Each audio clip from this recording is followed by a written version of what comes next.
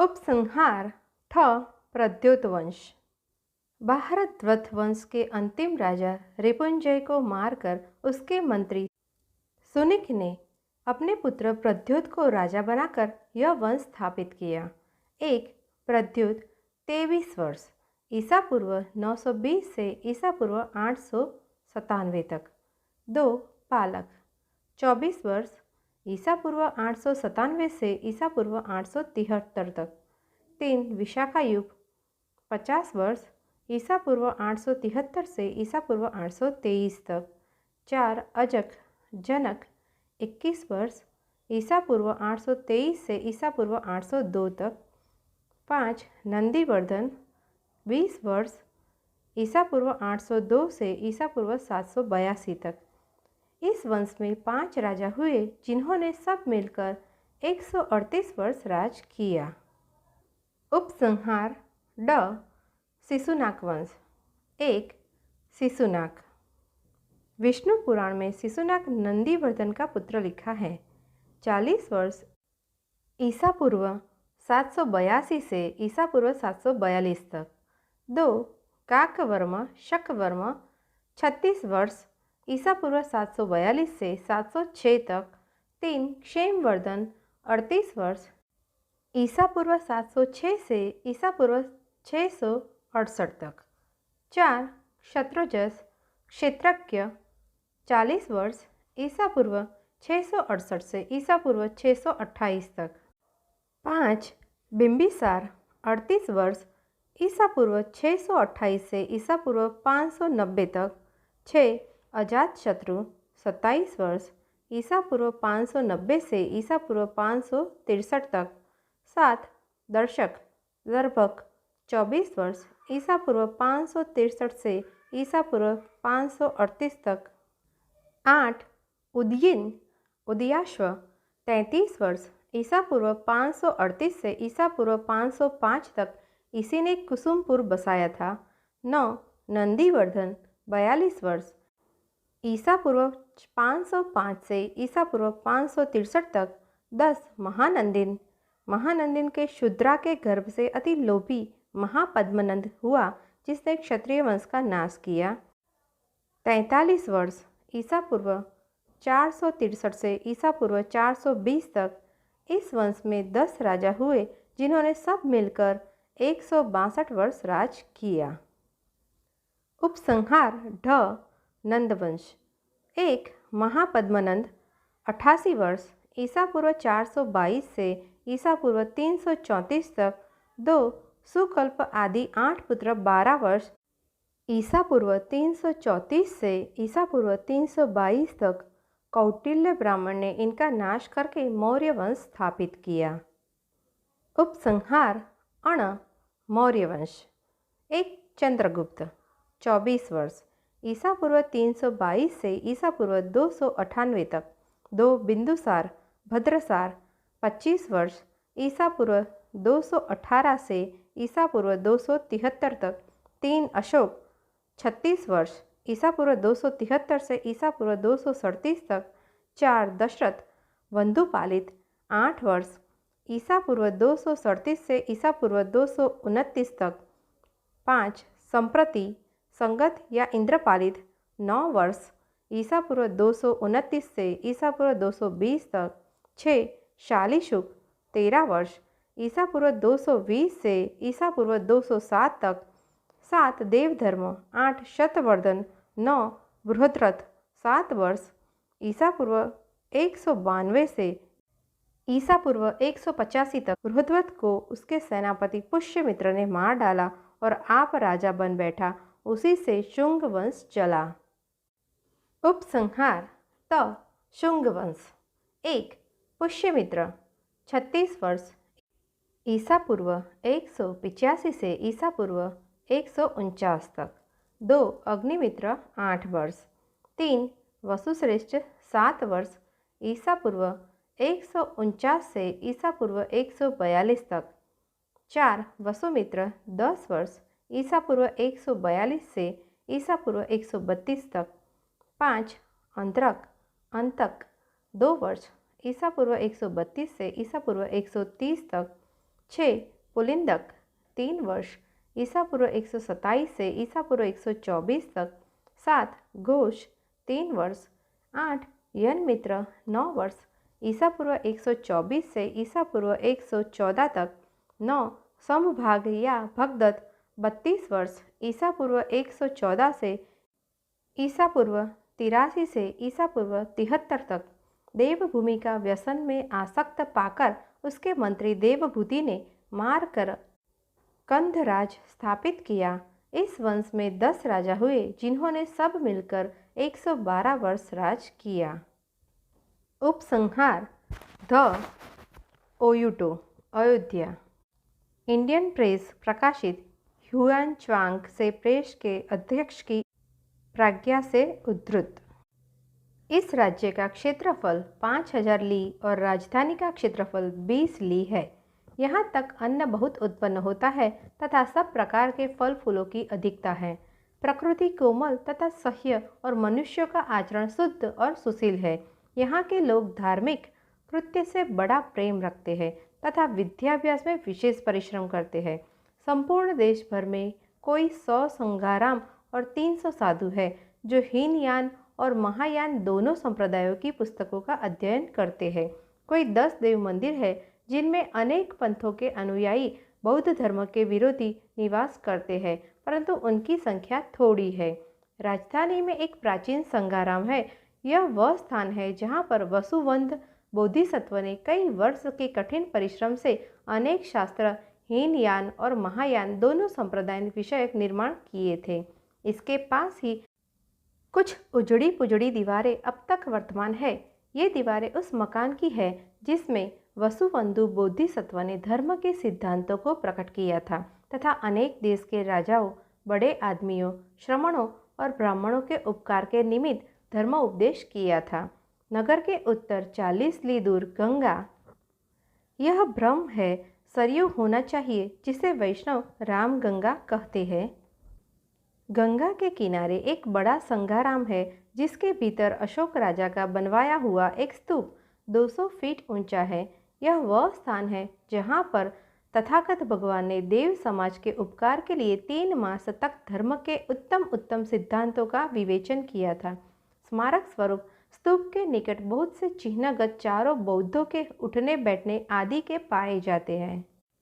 संगाराम के पश्चिम 4-5 ली दूर एक स्तूप है जिसमें तथागत भगवान के नख और बाल रखे हैं। इस स्तूप के उत्तर एक संगाराम उजड़ा हुआ पड़ा है। इस स्थान पर श्री लब्ध शास्त्री ने सौत्रांतिक संप्रदाय संबंधी विभाषा शास्त्र का निर्माण किया था। नगर के दक्षिण पश्चिम 5-6 ली की दूरी पर एक बड़ी आम्रवाटिका में एक पुराना संगाराम है। यह वह स्थान है जहाँ असंग विधिसत्व ने विद्याध्ययन किया था। फिर भी उसका अध्ययन जब परिपूर्णता को नहीं पहुँचा तब वह रात्रि में मैत्रेयी बोधिसत्व के स्थान को जो स्वर्ग में था गया और वहाँ पर योग धर्मशास्त्र, महायान, सूत्रालंकार, टीका, मध्यांत विभंग शास्त्र आदि को उसने प्राप्त किया और अपने गूढ़ सिद्धांतों को जो अध्ययन से प्राप्त हुए थे समाज में प्रकट किया। आम्रवाटिका से पश्चिम उत्तर दिशा में लगभग 100 कदम की दूरी पर एक स्तूप है जिसमें तथागत भगवान के नख और बाल रखे हैं। इसके निकट ही कुछ पुरानी दीवारों की बुनियाद है। यह वह स्थान है जहाँ पर वसुबंधु बोधिसत्व तुषित स्वर्ग से उतरकर असंग बोधिसत्व को मिला था। असंग बोधिसत्व गंधार प्रदेश का निवासी था। बुद्ध भगवान के शरीरावसान के 500 वर्ष पीछे इसका जन्म हुआ था तथा अपनी अनुपम प्रतिभा के बल से वह बहुत शीघ्र बौद्ध सिद्धांतों में ज्ञानवान हो गया था। प्रथम यह महिषासक संप्रदाय का सुप्रसिद्ध अनुयायी था, परंतु पीछे से इसका विचार बदल गया और यह महायान समुदाय का अनुगामी बन गया। इसका भाई वसुबंधु सर्वास्तिवाद समुदाय का सूक्ष्म बुद्धि भक्त, दृढ़ विचार और अक्षम प्रतिभा के लिए उसकी बहुत ख्याति थी। असंग का शिष्य बुद्ध सिंह जिस प्रकार बड़ा बुद्धिमान और सुप्रसिद्ध हुआ, उसी प्रकार उसके गुप्त और उत्तम चरित्रों की थाह भी किसी को नहीं मिली। ये दोनों या तीनों महात्मा प्रायः आपस में कहा करते थे कि हम सब लोग अपने चरित्र को इस प्रकार सुधार रहे हैं कि जिसमें मृत्यु के बाद मैत्रेयी भगवान के सामने बैठ सके। हम में से जो कोई प्रथम मृत्यु को प्राप्त होकर इस अवस्था का पहुँचे अर्थात मैत्रेयी के स्वर्ग में जन्म पावे, वह एक बार वहाँ से लौटकर अवश्य सूचना देवेगा कि हम उसका वहाँ पहुँचा मालूम कर सकेंगे। सबसे पहले बुद्ध सिंह का देहांत हुआ। 3 वर्ष तक उसका कुछ समाचार किसी को मालूम नहीं हुआ। इतने में वसुबंधु बोधिसत्व भी स्वर्गगामी हो गया। 6 मास इसको भी व्यतीत हो गए, परंतु इसका भी कोई समाचार किसी को विदित नहीं हुआ। जिन लोगों का विश्वास नहीं था वह अनेक प्रकार की बातें बनाकर हंसी उड़ाने लगे कि वसुबंधु और बुद्धि सिंह का जन्म नीच योनि में हो गया होगा। इसी से कुछ दैवी चमत्कार नहीं दिखाई पड़ता। एक समय अंग बोधिसत्व रात्रि के प्रथम भाग में अपने शिष्यों को बता रहे थे कि समाधि का प्रभाव अन्य पुरुषों पर किसी प्रकार होता है। उसी समय अकस्मात दीपक की ज्योति ठंडी हो गई और उसके स्थान में बड़ा भारी प्रकाश फैल गया। फिर ऋषिदेव आकाश से नीचे उतरा और मकान की सीढ़ियों पर चढ़कर असंग के निकट आया और प्रणाम करने लगा। असंग बोधिसत्व ने बड़े प्रेम से पूछा कि तुम्हारे आने में क्यों देर हुई, तुम्हारा अब नाम क्या है? उत्तर में उसने कहा, मरते ही मैं तृषित स्वर्ग में मैत्रेयी भगवान के भीतरी समाज में पहुंचा और वहां एक कमल के फूल में उत्पन्न हुआ। शीघ्र ही कमल पुष्प के खोले जाने पर मैत्रेयी ने बड़े शब्द से मुझसे कहा, ए महाविद्वान स्वागत है, हे महाविद्वान स्वागत। इसके उपरांत मैंने प्रदक्षिणा करके बड़ी भक्ति से उनको प्रणाम किया और फिर अपना वृत्तांत कहने के लिए सीधा यहाँ चला आया। असंग ने पूछा, और बुद्धि सिंह कहाँ है? उसने उत्तर दिया, जब मैं मैत्रेयी भगवान की प्रदक्षिणा कर रहा था उस समय मैंने उसको बाहरी भीड़ में देखा था। वह सुख और आनंद में लिप्त था। उसने मेरी ओर देखा तक नहीं। फिर क्या उम्मीद की जा सकती है कि वह यहाँ तक अपना हाल कहने आवेगा? असंग ने कहा, यह तो तय हो गया, परंतु अब यह बताओ कि मैत्रेयी भगवान का स्वरूप कैसा है और कौन से धर्म की शिक्षा वह देते हैं? उसने उत्तर दिया कि जी हाँ, और शब्दों में इतनी सामर्थ्य नहीं है जो उनकी सुंदरता का बखान किया जा सके। मैत्रेयी भगवान क्या धर्म सिखाते हैं उसके विषय में इतना ही यथेष्ट है कि उनके सिद्धांत हम लोगों से भिन्न नहीं हैं। बोधिसत्व की सुस्पष्ट वचनावली ऐसी शुद्ध, कोमल और मधुर है जिसके सुनने में भी कभी थकावट नहीं होती और न सुनने वाले की कभी तृप्ति ही होती है।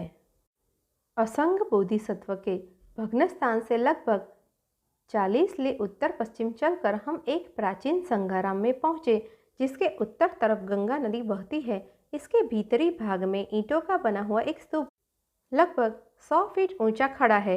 यही स्थान है जहां पर वसुबंधु बोधिसत्व को सर्वप्रथम महायान संप्रदाय के सिद्धांतों के अध्ययन करने की अभिलाषा उत्पन्न हुई थी।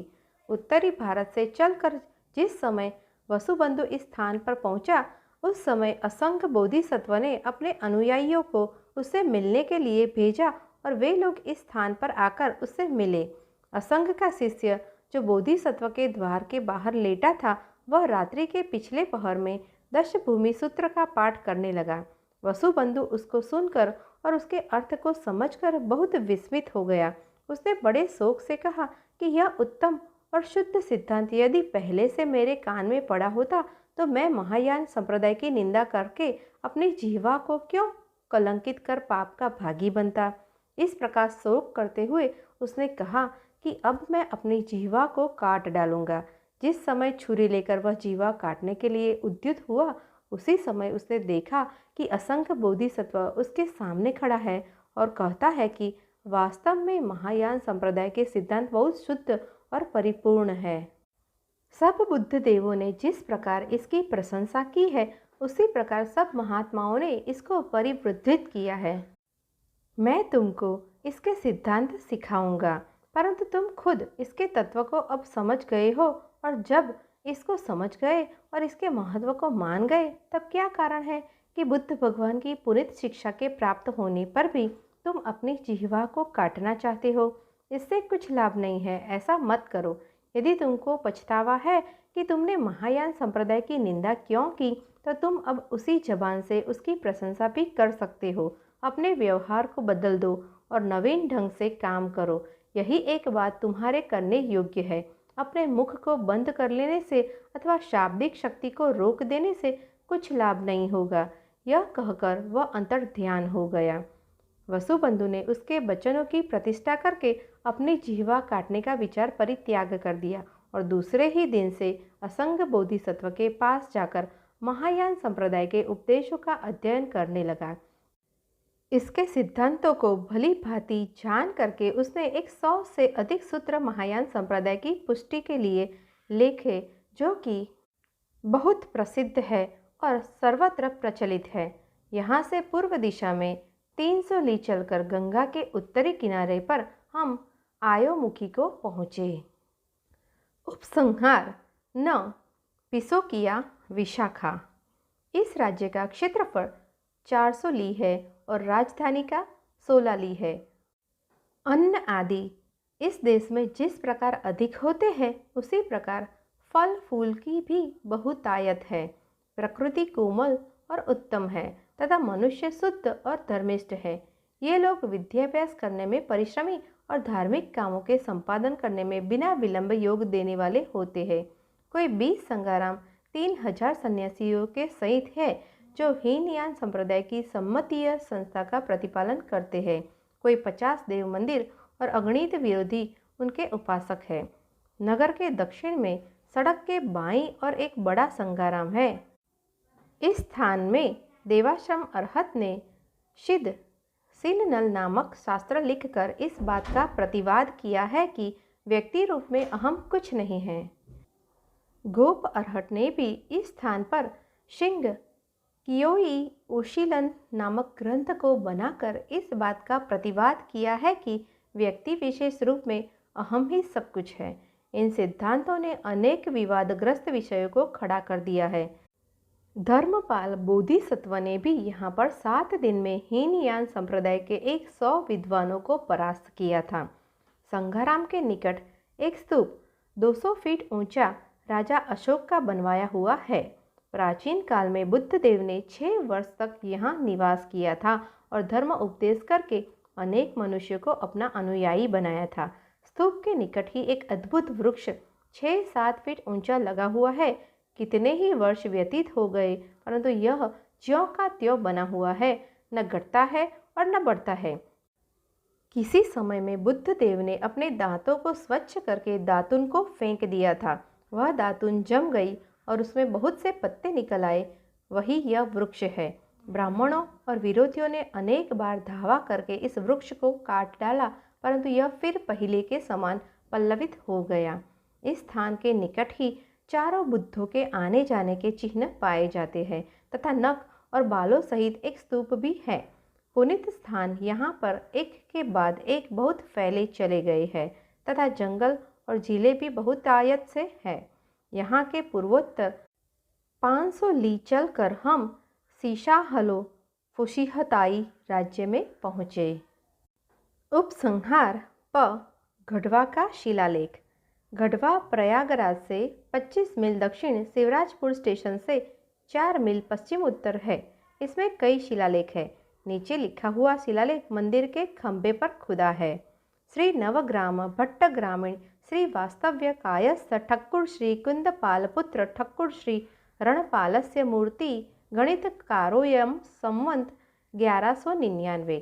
यह मूर्ति नवग्राम भट्टग्राम के रहने वाले श्री वास्तव्य कायस्थ ठाकुर की श्री कुंदपाल के पुत्र ठक्कुर श्री रणपाल की है। यह गणितकार थे। संवंत 1199। इससे विदित है कि यह मंदिर ठाकुर रणपाल श्री वास्तव्य का बनवाया हुआ है।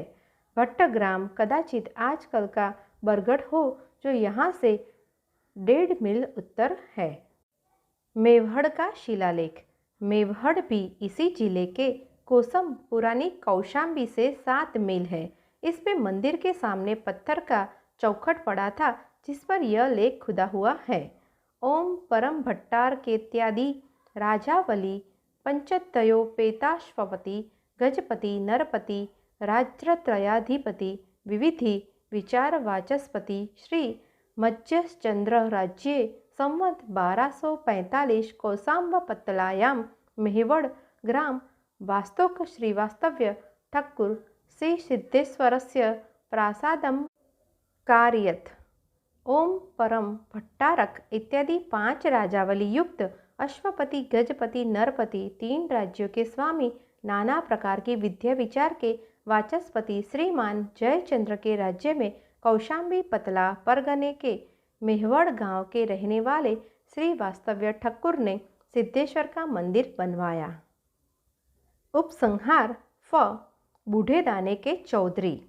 NWP गजेटियर में लिखा है कि संवत 1240 ईसा पूर्व 1186 में अयोध्या से उदय कारण श्री वास्तव्य महाराज पृथ्वीराज के दरबार में गए। वहां उन्होंने बड़ी वीरता दिखाई। महाराज ने उन्हें मेव जाति के सर करने को फफूंद भेज दिया। मेवों के परास्त होने पर संवत 1242 में उनको 25,000 की जागीर की सनद और चौधरी की उपाधि दी गई।